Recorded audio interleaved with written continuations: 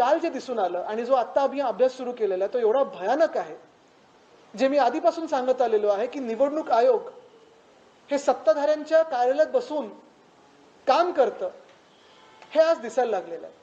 ह्यांना वॉर्ड कापणं जमलं नाही, ह्यांना वॉर्ड बाउंड्रीज बदलणं जमलं नाही, तर ह्यांनी अक्षरशः याद्यांच्या याद्या उचललेल्या आहेत आणि दुसऱ्या यादीमध्ये टाकलेल्या आहेत. काही उदाहरणांचा आम्ही अभ्यास केलेला आहे, तो तुमच्यासमोर आणूच. पण आज मी 29 महानगरपालिकेच्या क्षेत्रांमध्ये जे कोणी रहिवासी आहेत, जे कोणी नागरिक आहेत, त्यांना आवाहन करत आहे की खास करून तुम्ही तुमचं नाव आहे की नाही आणि तुमच्या घराच्या पत्त्यावर दुसऱ्यांचं कोणाचं नाव लिहिलंय का ह्याचा अभ्यास करणं गरजेचं आहे. काल प्रारूप यादी आली, ही तसं नागरिकांना तसं कुठेही माहिती नाही.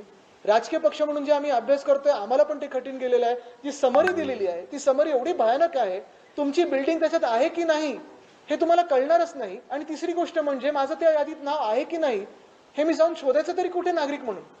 एवढं सगळं ते कठीण करून ठेवले, किचकट करून ठेवलेलं आहे.